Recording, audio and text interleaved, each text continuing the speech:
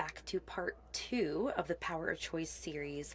This episode, I'm going to be diving in all about boundaries and how setting a boundary is a choice if you're going to or if you're not going to. So I'm really, really excited to dive into this. It's been something I've had the awareness again about, and with this series, it just fit in perfectly, actually. I have had multiple conversations this week alone when I'm recording. Funny enough, even within my leadership program that I'm going through here locally, it was a topic. We were talking about communication, we were talking about beliefs, and we stumbled into boundaries and dove into it. So to start off the episode, I felt like it would be best to read a quote. It is from Henry Cloud. It is a quote that actually was within my material for this class, funny enough, and I thought it was just fitting and perfect for what I'm going to be sharing today. And I'm going to read you the quote, and then I'll kind of dive into a little bit more of what else has come through and give you even an analogy to think about how boundaries are a choice and how can you make the right choice for you, whether to set a boundary or how to set a boundary as well. So the quote that Henry Cloud wrote is, "Boundaries help us keep the good in and the bad out. Setting boundaries inevitably involves taking responsibility for your choices. You are the one who makes them. You're the one who must live with their consequences, and you're the one who may be keeping yourself from making the choices you could be happy with." Oh, seriously, I already planned to talk about boundaries in this series, and I knew I was going to be recording in the next week or so. And when I read that and then sat down with a few people, the coach that I've been working with in this program, that really sunk in and made this connection even more solidified for me. Like, even more solidified. How boundaries truly are choices. And I love where he says, setting boundaries inevitably involves taking responsibility for your choices, too. Like, you're responsible. You have to take ownership of this. So we dived into all the different types of boundaries. There's the mental boundaries, there's emotional boundaries, physical, and then the moral. We're not going to go into that in this episode. What I really wanted to hit on more was the idea that it's a choice. And the best analogy that I have been provided by somebody is thinking of when you set a boundary for yourself. It's like putting a fence in your yard. You put up a fence and it's protecting you from what is on the outside and what is on the inside. But most of these fences have gates.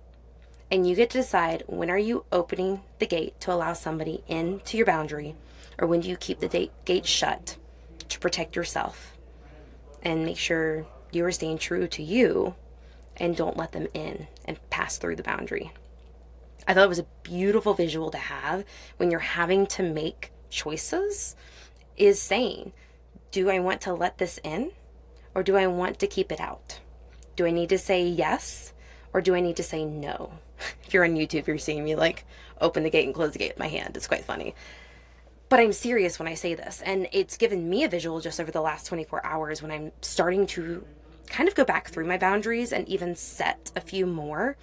And that's been really difficult for me over the last few months. A lot has changed, as you know, if you've been listening to previous episodes, in my business. And I've had to tweak my boundaries, and I'm continuing to have to tweak them because I'm learning. I'm growing. There's things happening. It's not that you just set a boundary and you're done and that's it. No, you're going to have to keep, one, strengthening that muscle, and two, it's going to evolve as you evolve because things are going to change. And I wanted to go through and share with you, actually, because why not? I already opened the gate the last episodes. If you listen to my health and wellness journey, I really opened up and got vulnerable. So I thought, why not in this episode? I can share a few ways where my boundaries sucked, but also where I learned from them as well. And now I don't let that influence me. So I'm going to give you 2 or 3 examples of kind of how boundaries have not been good and how I evolved them and strengthened them by learning and growing from it to today. And then I also want to talk about the difference of internal boundaries and your external boundaries. So let's start with a few examples of my own boundaries and You will probably resonate with one, if not many of these, and that's what I'm hoping for because I know I'm not alone in any of this. My first one, though, specifically is in the hotel world. When I was working at a boutique property, I was there almost 2 years, maybe closer to a year and a half, and my boundaries sucked. I would be taking calls at 3 a.m. from my night auditor. I was so concerned about the experience our guests were having. I was so concerned at what the owners were going to see. I didn't want to make any mistakes. I was trying to be perfect, which meant if my night auditor called me, if she was not feeling great and needed to leave middle of the night, which happened more than a handful of times, she would call me at 3 a.m. and I would answer. I made that choice. I did not set that boundary to say, hey, you're responsible. You need to take ownership overnight. I am there during the day because I literally usually was there starting at 7 a.m. seeing her, if not 8 a.m. And I would work till about 8, 9, 10 o'clock at night. So I was already there. And then I would sometimes go in at 3 a.m. and end up having to stay throughout the day as well. So that was one boundary that was not good. From that experience, I learned a lot from that experience. That could be a whole episode and stuff. But that specific experience, I learned, one, that I really need to start truly communicating ownership, empowerment to my team members. And two, to set those expectations, set those boundaries up front so they knew, hey, I am not going to answer you probably middle of the night. Please do not contact me unless it's an absolute emergency. If it's something, and like train them and guide them, not be rude and direct with them and not overpowering, but kind of, but really just setting a solid boundary. Like overnight is my time to recoup so I can show up the next day to make sure you're set up for success overnight. Please do not call me unless like there is an X, Y, and Z. There was many other things in that property, boundary-wise, I could talk about, but that was the biggest one that stuck out and probably the one that burned me out even quicker because I really was not getting much sleep, anywhere from 2 to 4 hours, 5 hours of sleep most nights. The second boundary that I'll share with you, and I have a feeling some of you have experienced this, is when we moved closer to home. So April 2024, that's when I left my corporate job. We decided to move closer to home. And actually, we live in my grandmother's house up in the mountains of North Carolina. We're 1 hour away from my family. We are anywhere from 7 minutes to 45 minutes to an hour away from my husband's family. I had not lived that close to my family since I was 18, since I left and went to college. Any of them, on both sides. It was such a huge adjustment, feeling like we were obligated and we needed to be at every family event. And if they invited us over, oh, they're 5 minutes down the road, we need to go. Oh, I need to be seeing my mom and my dad once a week, 2 weeks max. Like I'm closer to home. I need to maximize the time. We don't know how long we're going to be here, etc., etc., etc. That is not true. If you have those things going through your head or something similar or something different, those thoughts are not true. And those you love, those who are your family, will understand when you set the boundaries and communicate the boundaries. And that's something we did not do until about January, February. So almost a year after living here, I finally put my foot down and said, I can't keep doing this. I can't be building my business and trying to see them and commuting to and from every week, multiple days a week. I can't be giving all my time and energy to this. Like I have to protect this because I'm trying to grow the business. I'm trying to be there with my husband. I'm trying to spend time with my dogs. I'm trying to take care of my health and my wellness. And so we had to set the boundary and just communicate, we love you, but we can't be like doing this every week, multiple days a week. So we set kind of the expectation that our goal is once every 2 weeks we spend time with them. Whether that's my in-laws, my parents, my grandparents, both, and all the things. We have set the boundary because we learned we have to have that to protect our time and our energy and honestly our relationship for me and my husband. And also to really be able to set that expectation and communicate that to them. So that's the biggest thing in this last probably 15 months when it comes to family, especially, that I've struggled with. And it was kind of that fear of letting them down, the fear of, what if we don't have that much time with them? I haven't had that much time the last decade of my life when I wasn't living close by, like wanting to maximize it. And there was like kind of that internal battle, like I do want to spend more time with them and I can't. My time and my energy just will not allow that. The capacity within myself right now does not allow it. And then the last one is more of a generalized one, and you've probably heard it both in my hotel experience, you've heard it with my family experience over the last year. This also has come into play in many other episodes I've already talked about. The idea of giving my energy, time and energy, really away to others, and how I have always been such a giver. I give it my all. I have said yes. I will go above and beyond as the achiever that's inside of me, the Enneagram 3 that just wants to go, go, go and grow and expand and literally give it my all. In doing that, though, I, one, suck at receiving. That's something I've learned, and I'm really working the muscle to learn to start receiving from others. And knowing that it's okay to receive, it's okay to get to take. There is this harmony, again, I don't like balance, of giving and taking. And there's a point of I can give so much, but I also need to be taking time for myself. I need to be taking space. I need to be taking someone else's, maybe a little bit of their time as well, to be in this flow of a healthy amount of energy in myself.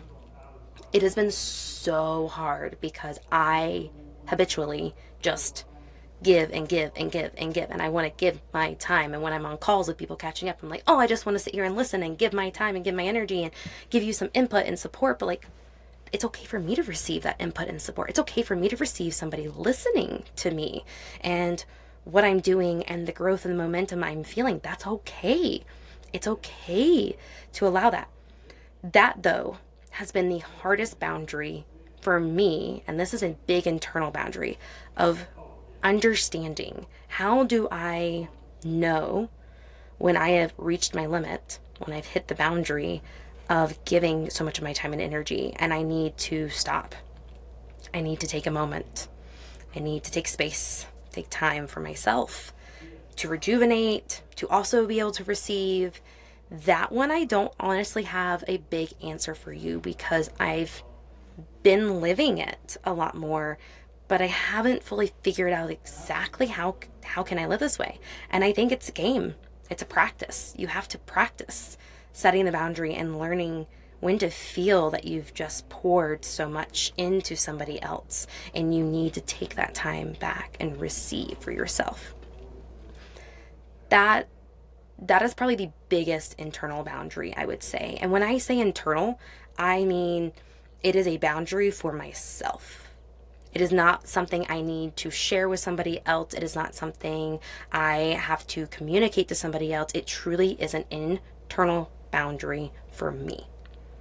And it is for me to hold myself accountable. Now, you can have somebody else supporting you in that internal boundary, reminding you of it and saying, hey, are you doing this?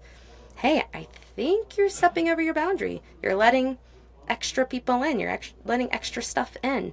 So you can have somebody helping you hold yourself accountable. But I think the biggest thing for me in sharing all of this is, one, I hope some of this has resonated, but two, can you figure out right now maybe what are some of these internal boundaries that you're maybe a little on the weaker side? They're not strong. Maybe you don't even have them, to be honest, that you could start to work on for yourself. And the same with external. And right now, I'm still working on this whole energy of giving and taking and understanding that for myself so I can set this internal boundary. But like externally, do you need to be communicating something to your clients? I've already realized with this evolution of my business, there's a few boundaries I need to be communicating to my clients about when I'll be responding and when they can reach me, when am I working actually on their projects. Same thing with my schedule. I need to start communicating better what days can I actually take calls, because I've allowed my calls to start running into many, days and time periods that typically I haven't allowed myself to. I'd set the boundary back in November, December last year. But again, the business has evolved, and I am really trying to get to this point that I can again have a schedule that works for me with my health and wellness goals, with the business I've created, with the life I am creating. And that is just a big boundary that I'm having to reassess again. So for you, what are those external boundaries? What are the boundaries you need to be communicating? And who do you need to be communicating to? And then look internally. What are the internal boundaries that are maybe not that strong that you need to set for yourself? You need to maybe make a note, a reminder, get a text, set up a schedule or a little calendar reminder in the morning, throughout the day about this boundary. And like I said before, share it with somebody who can help you hold yourself accountable.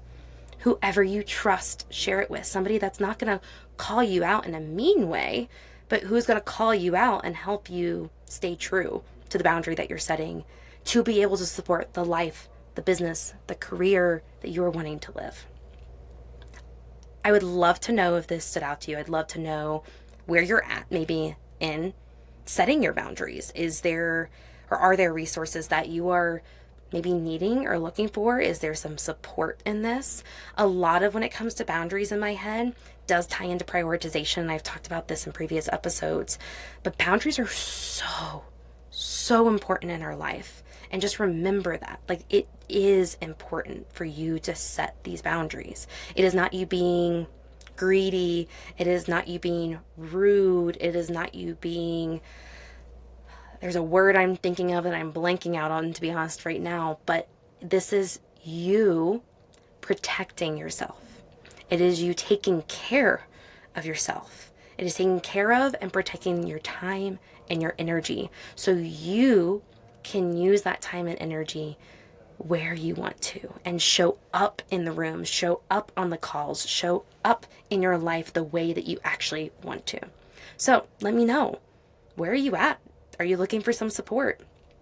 Are you realizing some things that you really need to work on? I would love to hear from you. And 2 other things I would love.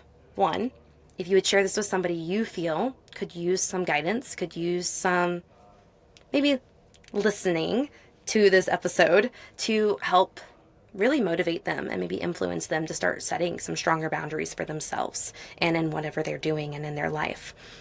2, if this series is resonating with you, if any, honestly, of my episodes have resonated with you, I'm going to do the asking because I am learning to start receiving. I'm learning to ask also so I can start receiving, which means I would love for you to leave a 5-star review. I would love to hear from you. I actually go through them usually on a weekly, bi-weekly basis to see who is on there. If I know you, I usually try to message you and thank you for it, but I would just so greatly appreciate the sharing of these episodes as well as the reviews, the ratings and reviews, no matter where you listen to. That's just how we can get this in front of more people, and it's something that is maybe a goal of mine that I've had that I haven't spoken aloud, is to get in front of more people with these messages. Because again, we're not alone. You are not alone. I am not alone. And there are more people that need to hear this so that they can start to just make the small changes. They don't have to be big boundaries. I'm going to say that real quick.